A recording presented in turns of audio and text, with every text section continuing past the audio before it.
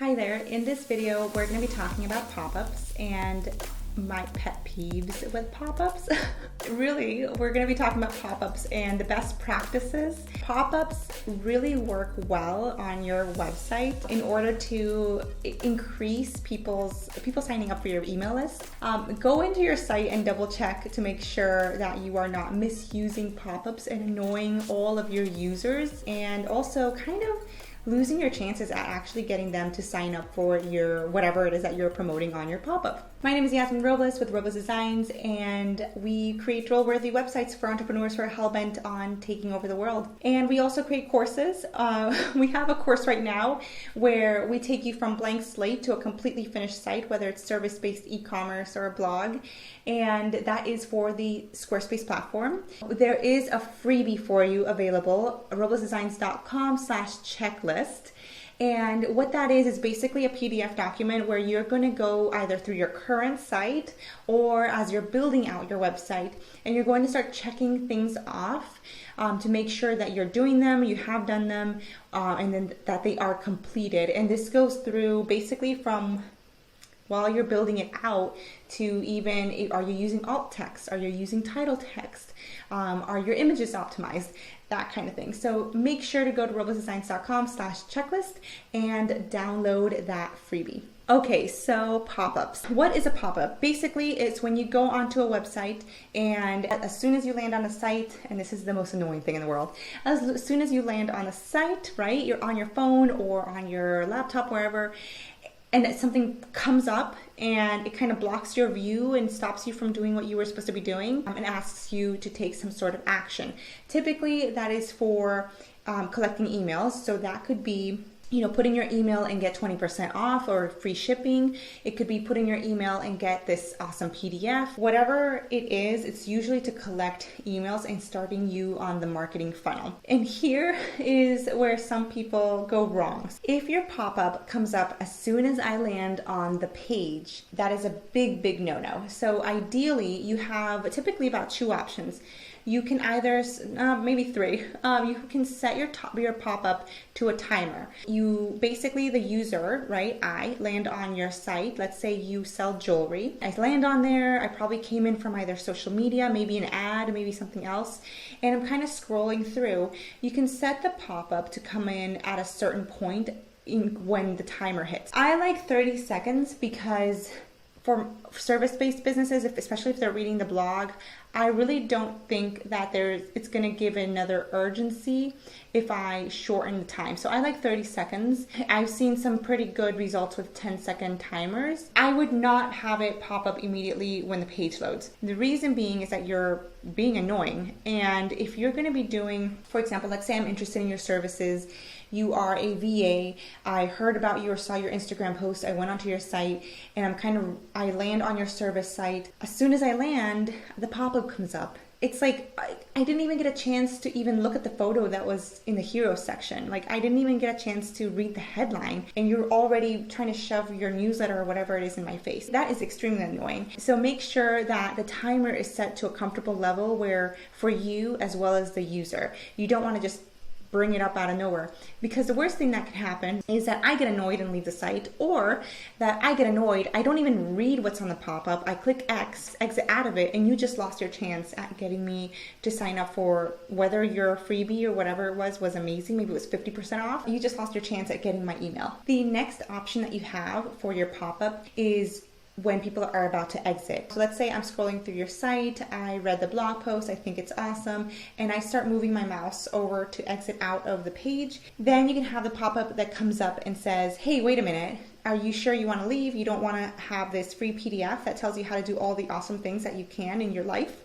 So you want to make sure that exit pop-up comes up as soon as I'm about to leave, and that it's something enticing to where I've already gotten your content, right? Let's say you're a blogger, a travel blogger. I've already read your top list of 5 places to go, and then I'm about to exit and you say, hey, do you want to download a PDF on how to save money while traveling for a year? Then I'm going to be like, yes, and I'm going to sign up for it. And now you've got me in the marketing funnel. So you want to make sure that you can utilize the exit pop-up.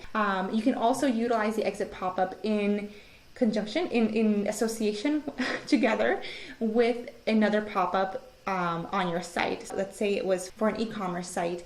The first one, I was like, no, I don't really want 20% off, thanks. And I go browse through. I'm about to exit. You can say, hey, now it's 30% off if you use the code just for today, right? So you can change up the promo on the pop-ups, and just keep in mind that you still don't want to make it annoying with all the pop-ups, but you want to make sure that you're not just popping up immediately, but you're also thinking about the end journey. The next option for your pop-up is scroll length. You can think of it as measuring how far down the user has gone on your page. So let's say I land on your home page, I'm reading through, kind of getting a feel for you. Maybe you're a VA, I'm getting a feel for how you work with people, and 30% down, the pop-up comes in. It's really cool because then you let them ingest a lot of the information that you have, but you have also now offered them something because they're obviously interested. They're scrolling through the site, so they're interested in something. Scroll percentage is just another way of showcasing your pop-up. The next best practice that you want to make sure you have is to make sure that the exit out of the pop-up is visible. Whether that is text that says, no, I'm not interested, or no, I don't, like the ones that say, no, I don't want 20% off. Or there's literally an X in a corner. That's what people look for. Allow people to exit out of the pop-up, because if they can't, what they're going to do is they're going to close down the page and not come back to your site. So you want to make sure that they can easily exit out and say no to your pop-up in case that is what they want to respond with. It's one of the best user experiences. You don't want to just force them to put in their email without any way of exiting out of it. The next thing to keep in mind is mobile. I love Pinterest, and so I've gone on there. I'm on my phone and I click through to the site, and as soon as I land, there is a pop-up. But it is not mobile friendly, and it's taking over the entire thing, so I can never exit out of it. Maybe I can't even see where to put my email in there, so I can't exit out of it. So what I do is I close out and then I go to another website. It's very, very annoying because for people not to be able to exit out in any way, shape, or form from that pop-up, or it just looks distorted, it looks so funky on mobile, it's just a bad user experience and it leaves a bad taste in your mouth. So you want to make sure that you're checking mobile and how that pop-up affects the mobile user journey. The last thing that you want to keep in mind with your pop-up is basically more about messaging and your marketing, right? You don't want to just have a pop-up that comes up and says, hey, do you want to join my newsletter? Because no, I don't want to join your newsletter, honestly. I don't need another email in my inbox that offers no value, that I keep trying to unsubscribe and it won't unsubscribe me. I just don't want any more junk email, right? Instead of saying, hey, sign up for my newsletter, what you can do is offer something in exchange for the email. If you're an e-commerce company, that's usually a percentage off or free shipping, something like that, or free product. If you're a service-based business, it might be something like a PDF or a checklist, something that you can provide that is of equal weight to the email. And then bloggers, usually maybe it could be like if you are a recipe blog, you might give your top 5 recipes for breakfast. You want them to get something, to feel great about signing up and to get something in exchange right off the bat. If they're just signing up for a newsletter, it just kind of feels like, yeah, that's great, but I really don't want more clutter in my inbox. And unfortunately, they might even not ever open it because it's just clutter to them, right? So you want to make sure that you avoid as much as possible that sign up for my newsletter verbiage and actually give something of value. All in all, with pop-ups, you pretty much want to make sure that you're not annoying. You want to make sure that you are making the experience of the pop-up pleasurable, that you're making it enjoyable, that you're offering value, that it's not just going to be something in my face that is annoying or that I can't even get rid of or that doesn't function well on mobile. And you want it to have equal weight for my email. So in order for me to give you my email address, there has to be a reason.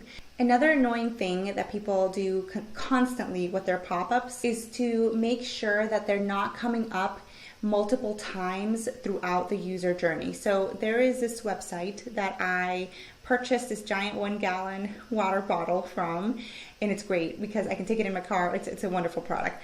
But every time I go on their site, it's really, really annoying because their pop-up will come up on every single page, even when you exit, even if you're already on the email list, even if you're already signed in, it doesn't matter. That pop-up is going to follow you through the entire journey until you check out. And it's just extremely annoying because I can be I'm already on the email list, number one, and I've already exited the pop-up 3 times on 3 different pages, and then every single time I look at a product, I have to wait. I already know if I'm going to go on this site, I have to exit out of a pop-up for every time the page loads. That can be avoided within your settings of where you set up your pop-up. So make sure that you are not annoying people. Usually with like Flowdesk or with MailChimp, all those, there's a little tick box or a check off thing where you can say, don't show this pop-up after they've exited, don't show this pop-up for 30 days. Because if I've already landed on your page or if I'm coming back, I do not want to see that same thing over and over again throughout my entire user journey. It's extremely annoying. And the only reason I even went on the site was because one of my friends is an affiliate for them and I did like the product, but it was like the most annoying process in the whole world to purchase a 1-gallon water bottle thing. So make sure to allow the user to exit out of that pop-up and not have it show up on another page as soon as it loads. And that's it. Basically, don't be annoying with your pop-ups. Think about the user and think about the content that they want to see on your site and how a pop-up can enhance that versus annoy them. Make sure to leave your comments down below or wherever it is that you're listening to. Check out Instagram at Robust Design Studios. And if you are building out your website or just want to make sure that your designer is building it out correctly, go to robustdesigns.com/checklist and download the checklist that you will be able to utilize while you're building out your site. You can literally check off things as you go, and it's going to be full of things like, are you using alt text? Are you using meta descriptions? Did you already go through your branding? All these great things that people often forget with their website. So make sure to check that out, and I will catch you in the next video.